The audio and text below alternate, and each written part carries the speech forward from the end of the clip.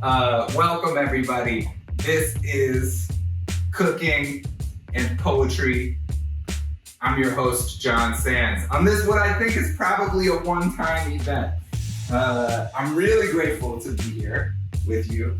I have never done anything like this. And yet, I feel very held by the curatorial vision of Bowery poetry in general. If we can just take a moment right now to acknowledge that since probably, February or March, under the direction of the executive director, Mahogany L. Brown, the curatorial imagination, expertise is going to go down in the history books of American arts and letters. So this is coming as part of a larger project that kind of talks about food and poetry and resilience.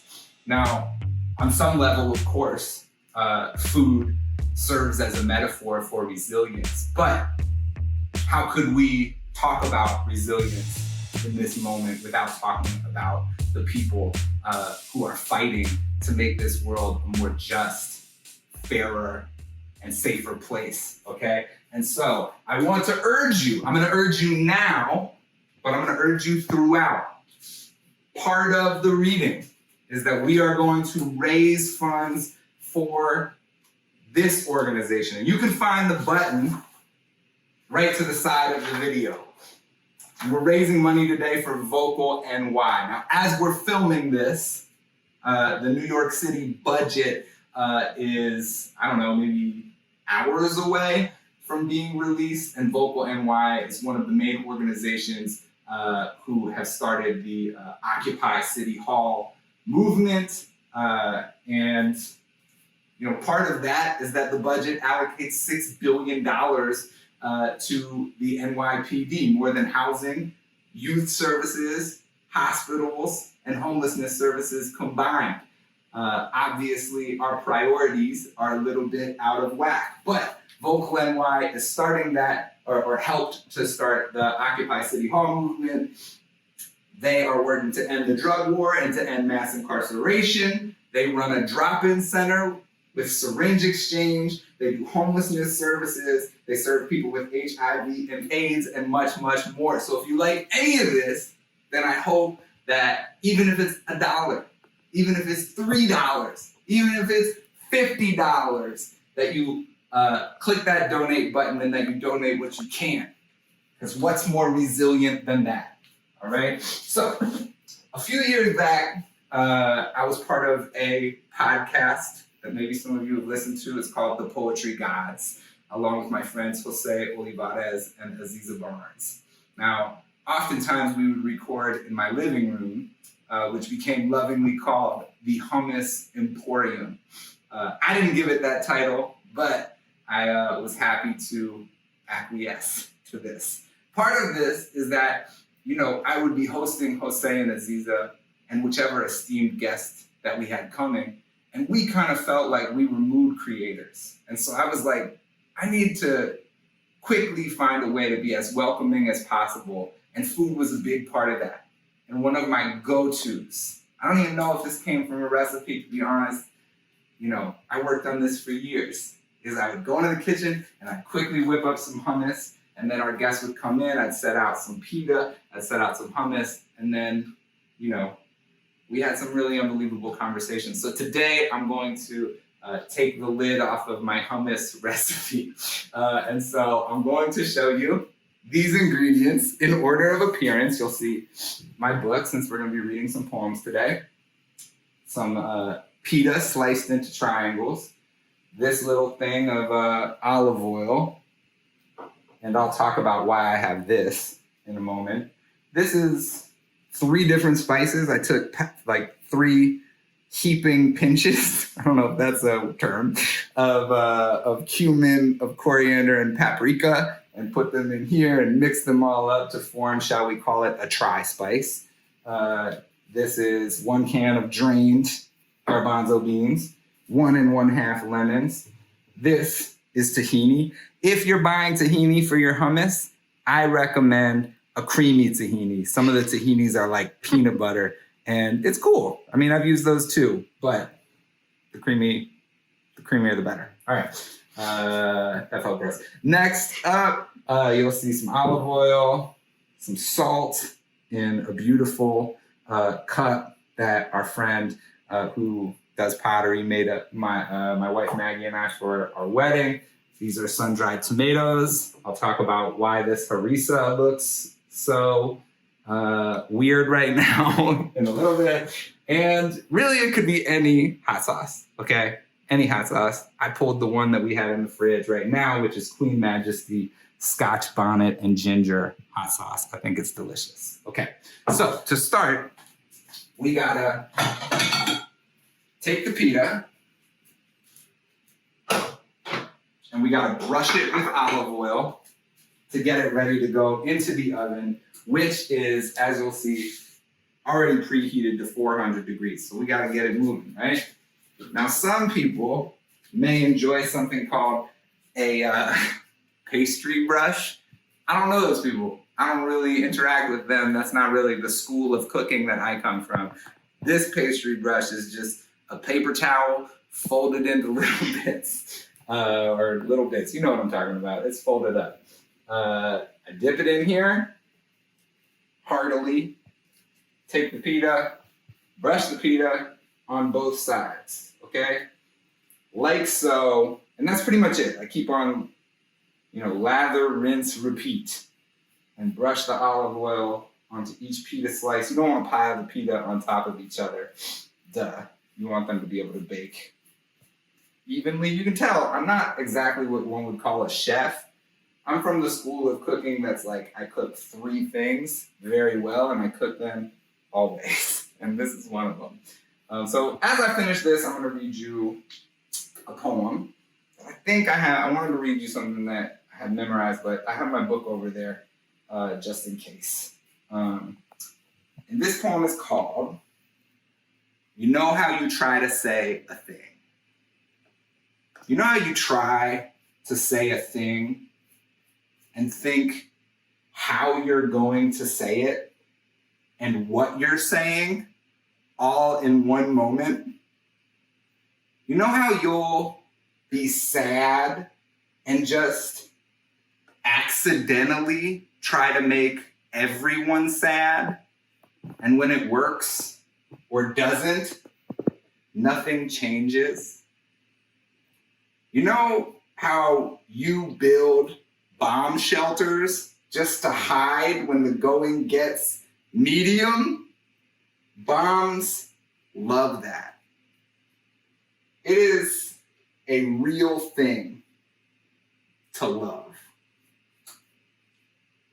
You know how you think you're vulnerable, but you're just sharing too much?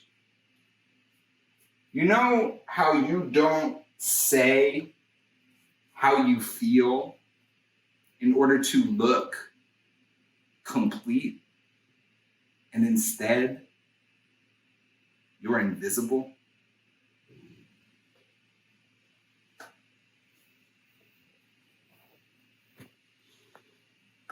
So that's that poem. And as you can see, I am almost done putting these together, and there's no way else to do it for me. I kind of try to do it quick, but my hands get covered in olive oil, and I try not to fight that. I try to just lean into the fact that it's happening, and that I have a sink available and will be washing my hands shortly. But it's really important to get,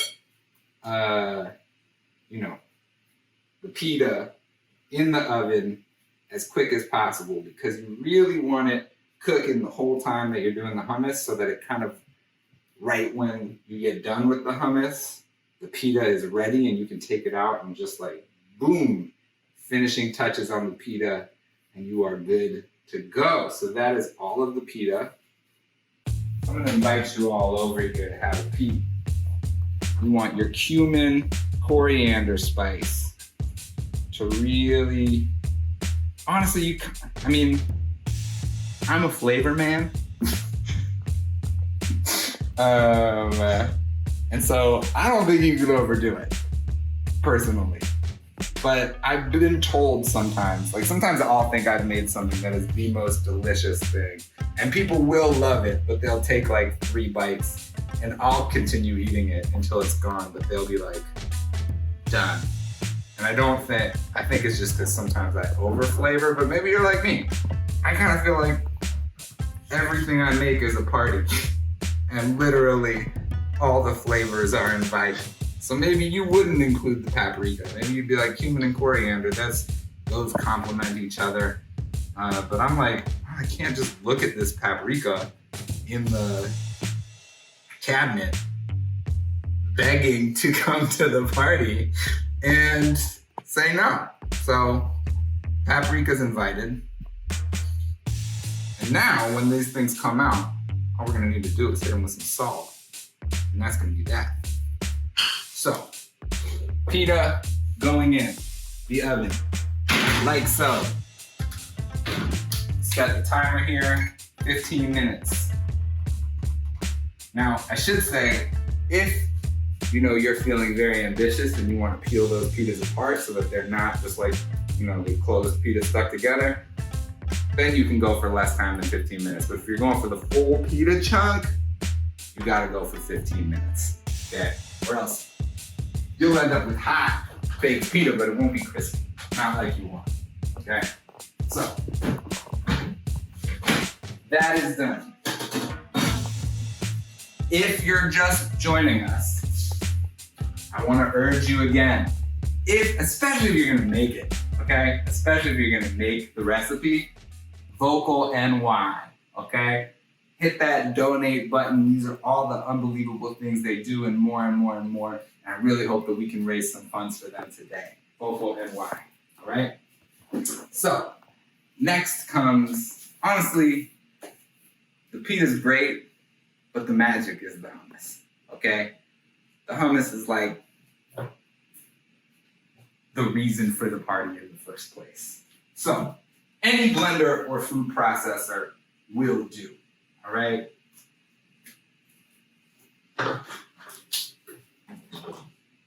Take it in order of appearance. And I'm gonna try to do it slow and kind of talk you through it a little bit. But, gotta say, I can do this in like 3 seconds. I dump it, wash it, bam, can gets thrown. Because I kind of feel like sometimes I commit the sin of not cleaning as I could, and then it's like you don't get the same reward.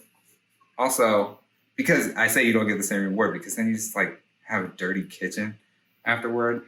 So with these lemons, honestly, you don't have to do this, but I do it. Pick out the seeds as much as I can. Should say I washed my hands right before you arrived here. Even before COVID-19, I really recommend hand washing. If for nothing else, it just feels good, So, people have lemon squeezers, right? I think like lemon, like juicers. Sorry. I don't know all the terms for the kitchen, people. I'm just a simple guy. But I like to really get it all out of there. So I like get the lemon like nice and empty. And the lemon is probably the most intensive part. And maybe as I'm doing this, I'll just say this. After I do the lemon, I'm gonna do the ingredients that are a must if you're making hummus, okay? Which is olive oil, lemon, tahini, salt, to me, I should say, if you have a different hummus recipe, maybe let me not talk in definitives about musts, because I think there are a lot of different ways to make this happen. This poem is called It's a Lot. I don't think it's more. It's a lot. It's a lot to open your eyes in the morning, to taste your own unbrushed mouth, to hear thousands of voices and believe your own. It's a lot to lose even one friend, to not be heard, or to be heard and still be paranoid that people hate you. It's a lot to put your heart on another's train tracks, to not take a loved one hostage with your own fear, with what you don't want to know about yourself. Once, to explain how cold I had become, I confessed my love to a friend who didn't love me back. I felt the words leave my chest, genuine, desperate, gone. It was a lot. Con ed bills, job applications, small talk, a lot to shake hands, to raise eyebrows, debate about basketball, eye contact over beer. It's a lot to hide behind a new shirt or old jeans, to grow a beard or to eat an entire pizza, to practice restraint or to jog voluntarily.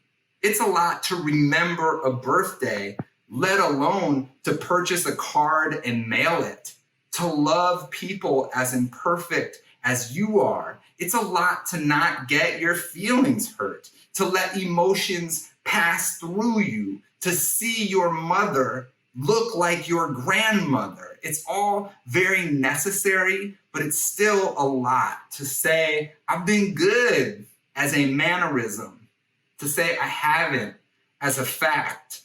It's a lot as well to include the good things, to not make a caricature of your sadness, to only get your jump shot so good and still to have it fall left, to attend the dentist. It's a lot to be a good husband or an inattentive uncle, to not know how to respond to an email. So to say nothing. It's a lot, maybe the most, to say nothing. Yes, to say nothing and therefore continue holding that nothing inside you. That is by far the most.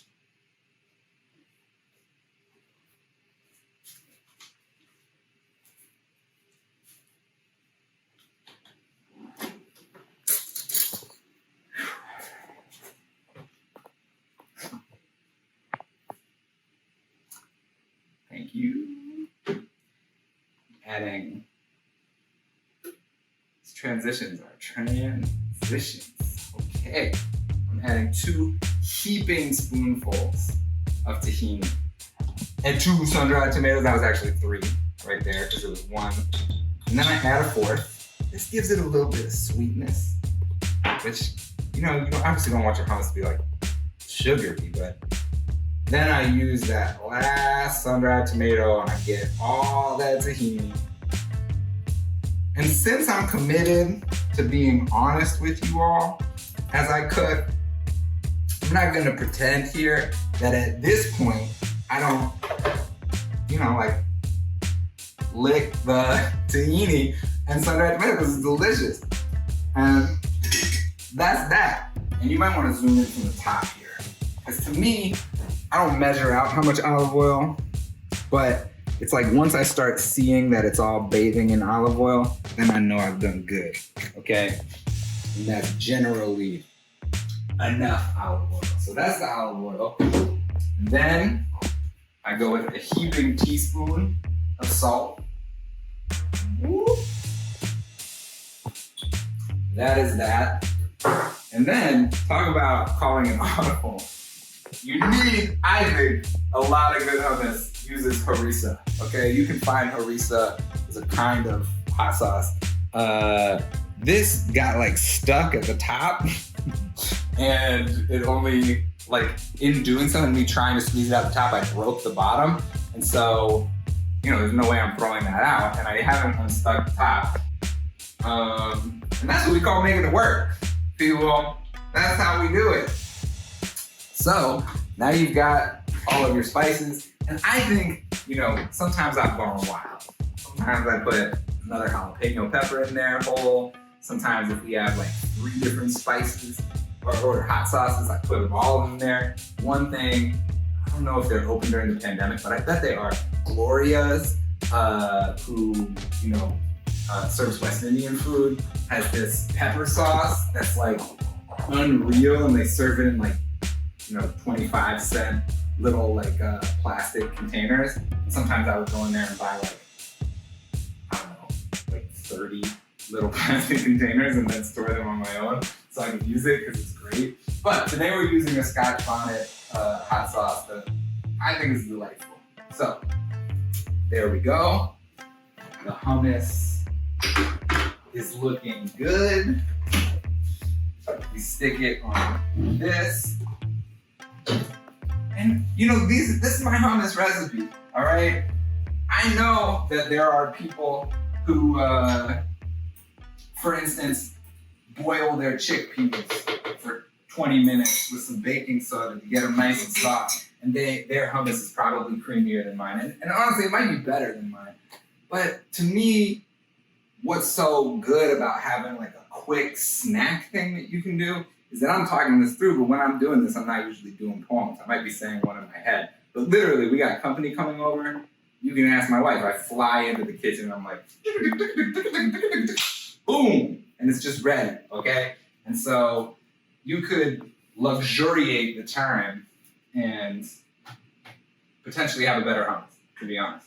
But if you want it quick, I think that the flavor of things, I have no science to back this up, but I think that the flavor of things kind of expands more if you can get it to go on a lower setting. Now the trick is that sometimes that stops up the blender and you gotta do the, if you have a blender or a food processor, and you know this step, it's a necessary step. And that should do it.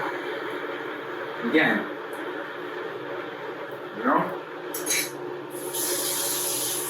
if it ain't broke, don't fix it. Boom. Hummus is done. Now, we just gotta get it out. Now, some people go straight here, but I have a 2-pronged approach. I go with the spoon first. Oh, our pita's done. But a little extra time in the oven never hurt. Something that is trying to be crispy in the first place. So, plating the hummus. Go like that. Look at all that. It's still amazing to me, all those little ingredients. Like, you remember those little chickpeas just hanging out? They started the morning in a can. They didn't know that they were going to be part of something so grand as this. That olive oil was just hanging out by itself. But this is what we mean by teamwork. This is one thing that we mean by teamwork. Then I use that. Again, you see the theme. It's like, don't let this stuff go to the sink. That's like 3 bites right there. You know what I mean? I'm not gonna lick the spoon. It's too big, but I have done it before. We'll likely do it again. I put it in the sink so that I wouldn't go back to it. So use this.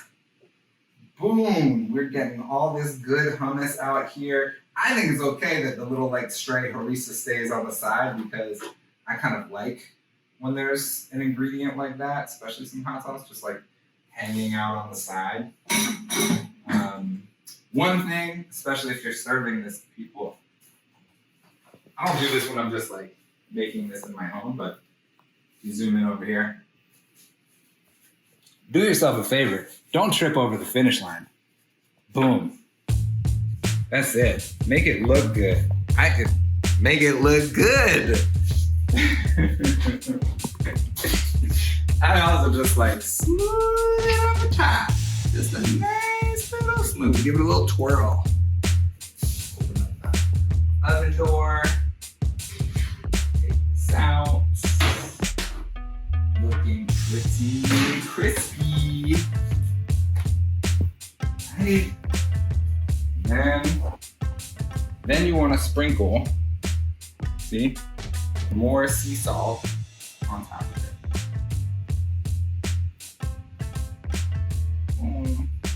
So take these then, one by one. They're hot, but you know, they're not gonna burn you if you do it quick.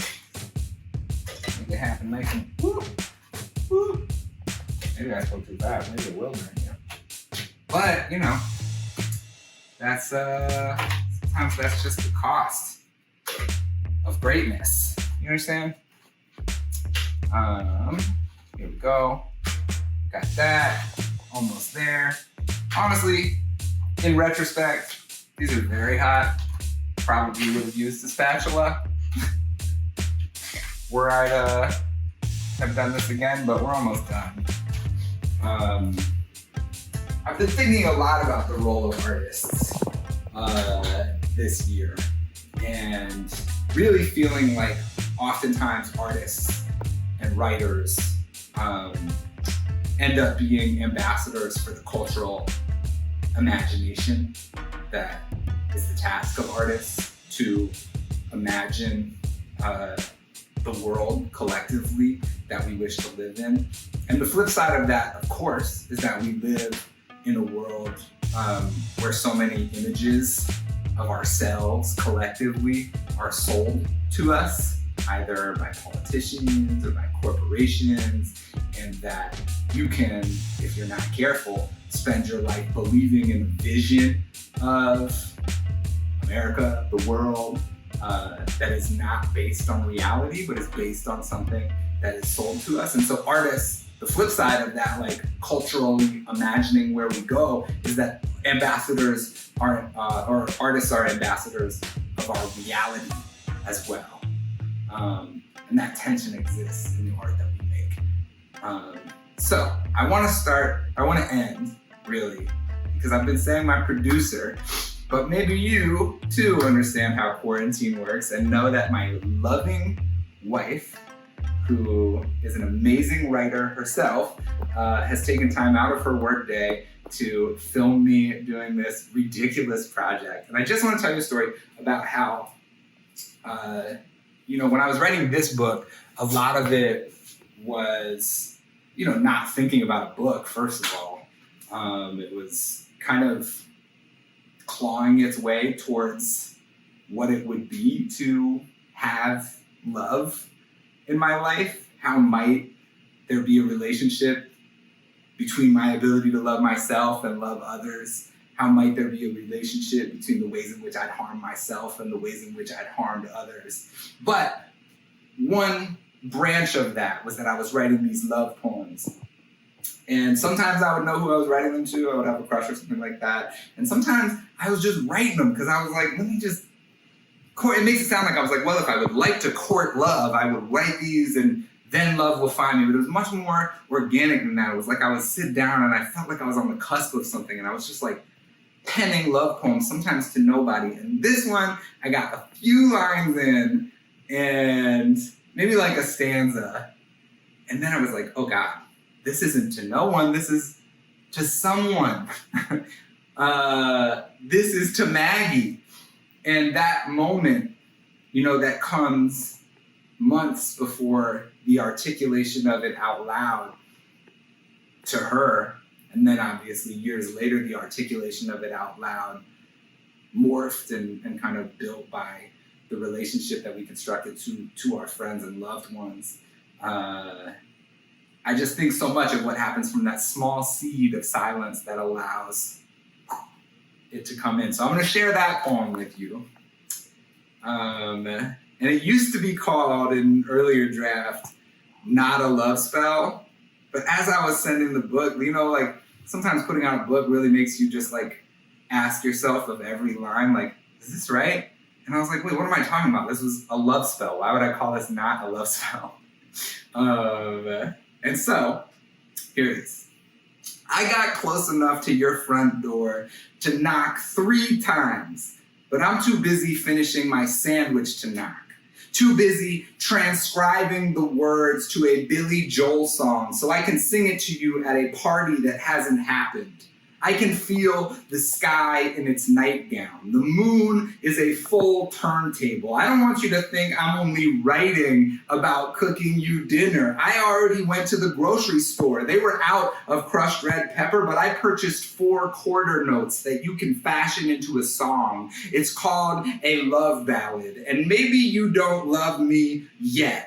But maybe you do. My love me-o-meter got broken as a child. So what if you picked up the phone and we went to the park and I said all the interesting thoughts that I have accrued this month, and you told me one real story about childhood, and then I said this thing. I don't even think it's that great. It's just something I would say. And of course, that's what makes you whisper, ahem, mic check, 1-4. Write a poem next to me and ask which lines I prefer. And I get quiet because your eyes are like marbles that glow at the bottom of a river. I can hear a ballad 30 leagues away. I don't mean to make it sound this magical. 80% of relationships end in other relationships. I don't mean to build the cart before horses even live here, but this is how my brain works. I'm a dreamboat. I'm a boat that carries dreams, and I've sprung a leak, and you look like a broomstick. You look like the kind of storm I might not need an umbrella for. You look like day turned to dusk. Let's make a baby. Wait, I meant let's make a baseball. You got me. Check yes. Or maybe check out my gray hairs. Hold my mind so I can't change it. Abracadabra. It's not magic. It's real. Everybody, I want to thank you for joining me today and taking some time out of your day to kind of walk into my kitchen. And, you know, this is in the backdrop of a historic moment in our country. And I hope that you're asking yourself what you can do personally to usher in change, because we need it. But maybe one thing that you could do to close us out is donate to Vocal NY. I know you've donated. Look at you, you're so generous. I know you've donated to many orgs and bail funds and GoFundMes. We've got to keep that going too with what we can, okay? And so I hope that you'll close out by donating truly, you know? You can donate $300, please, that would be great. You can donate $3, do it. Don't be like, well, I don't want to just donate $3. They'll actually take that as an insult. Not true, okay? Donate whatever you can to Vocal NY. We're trying to raise some funds for that today. And finally, shall we? We're gonna see how it is. Give a little dip. Looking good.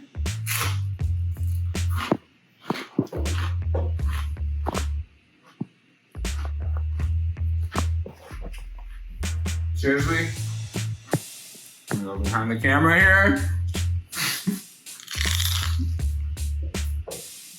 I hope I built up enough currency with you today that you know that I would tell you if it was not up to snuff. But this is delicious. This is downright delicious. It's so good.